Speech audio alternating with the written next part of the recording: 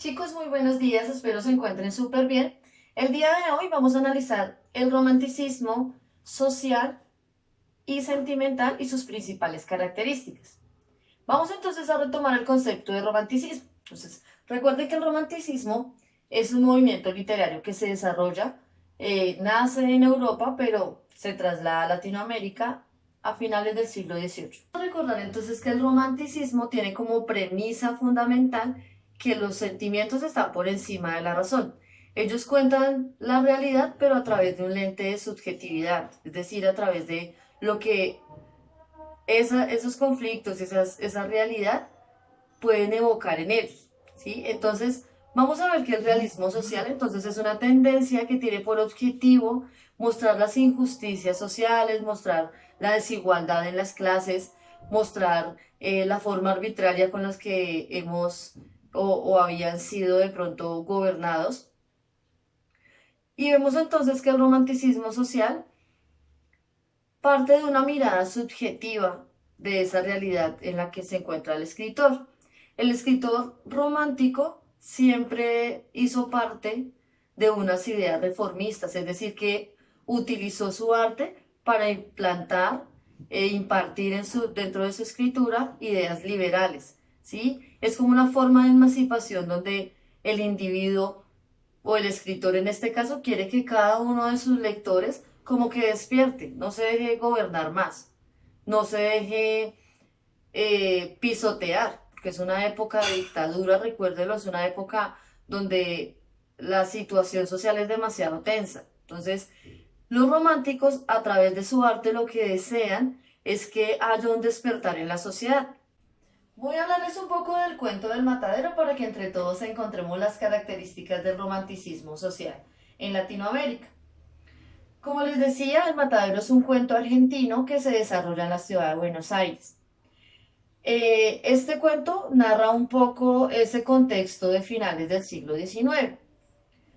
La historia se desarrolla entonces en un matadero. Vamos a ver a continuación o más adelante en mi relato que el matadero es una gran metáfora de todas las injusticias y de todos los actos de barbarie que se encontraban en esta ciudad o en este pueblo.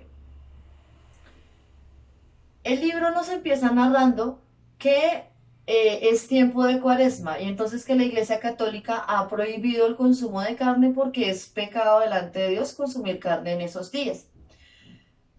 Dentro de ese tiempo existe un diluvio, una gran inundación, por lo cual, pues, el transporte de reses y de animales para el consumo no es posible. Entonces, los representantes de la Iglesia Católica dicen que es culpa de los unitarios. Los unitarios es un grupo de la población que está en contra de los federales, es decir, de ese sistema de gobierno. Entonces, los representantes de la iglesia hacen parte de los federales y ellos dicen que el diluvio se ha causado por culpa de los unitarios, porque los unitarios son, mejor dicho, lo peor del pueblo y que Dios los odia. Hay una parte en el libro donde manifiesta eso, que Dios está en contra de ellos. Entonces, al ver esta situación, es una situación que ocurre durante 15 días y al siguiente día el régimen decide enviar una cantidad de reses, 50 reses para todo un pueblo. Entonces, en el primer aspecto podemos ver que 50 reses para muchas personas, miles de personas, pues es algo absurdo, ¿no? Es una cantidad definitivamente muy pequeña para el consumo del pueblo.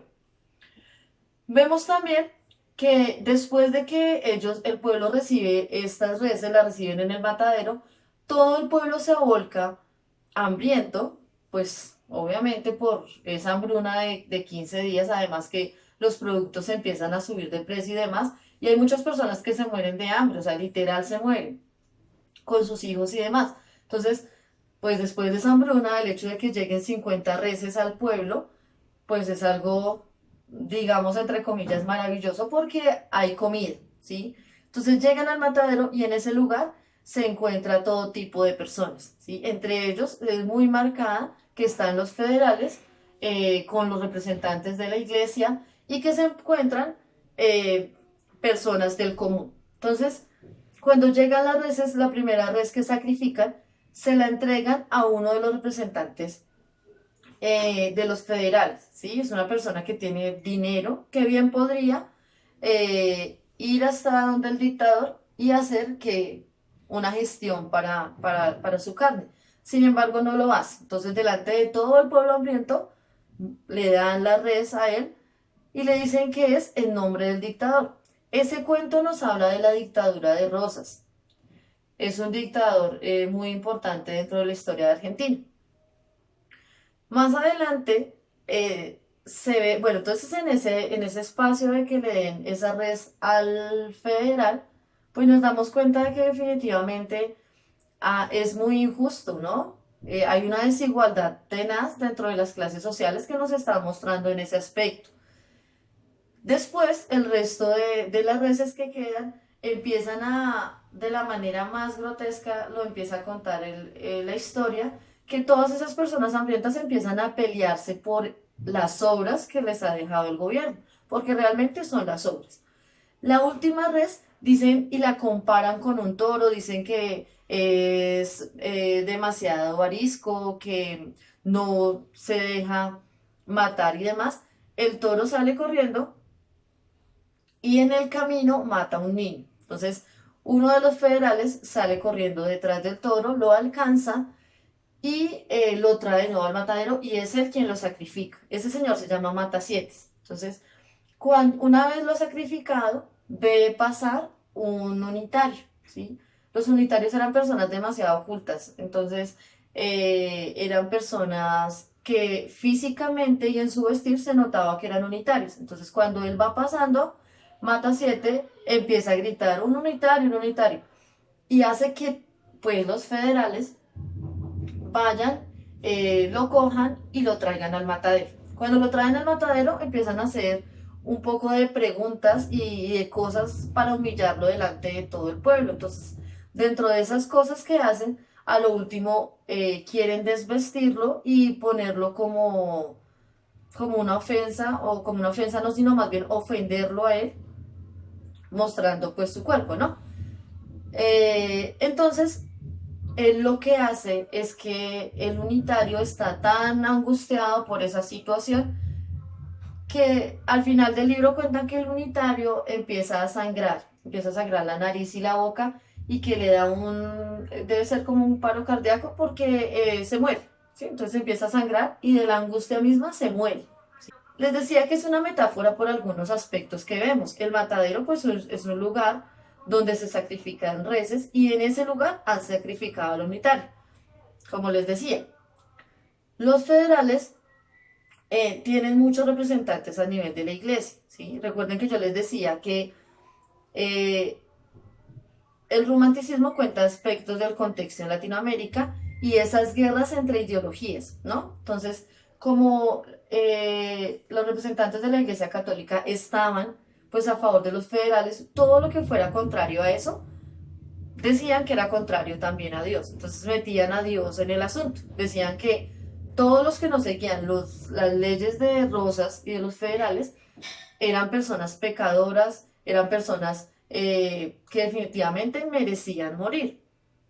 Entonces vemos esa metáfora de esa parte, vemos la metáfora también cuando les contaba que la primera res fue sacrificada y fue regalada a uno de los federales. Encontramos la metáfora cuando la última res que matan, dicen que es arisca, que es un toro y demás, y no se deja, ¿sí? Entonces es una comparación con el unitario, porque una vez matan a esa res, se encuentra la historia del unitario.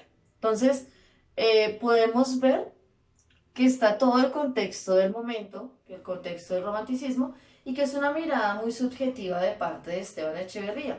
Este escritor, a través de ese libro, muestra que definitivamente es un tiempo de despertar del pueblo, que el pueblo no puede seguir siendo oprimido pues por ese tipo de situaciones, ¿no? No puede seguir comiéndose las obras de los grandes, de los que los gobernaban. Y también vemos que dentro de ese cuento hay una exaltación a la naturaleza, ¿sí? Todo se desarrolla bajo aspectos de la naturaleza, entonces la inundación, hay aspectos donde cuentan cómo se desarrolla todo dentro del pueblo, cómo son sus aspectos físicos y naturales. Entonces, eso es una pequeña eh, comparación o una pequeña referencia mejor del romanticismo social con el cuento del matadero. Bueno chicos, espero que hayan estado súper atentos a la historia del matadero. Es una historia de verdad muy interesante.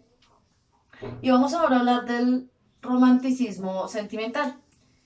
Este tipo de romanticismo, este tipo de tendencia se aleja de todos los problemas y conflictos sociales que presenta el romanticismo social. Entonces, el romanticismo sentimental está más ubicado en narrar los sentimientos, son casi siempre historias amorosas.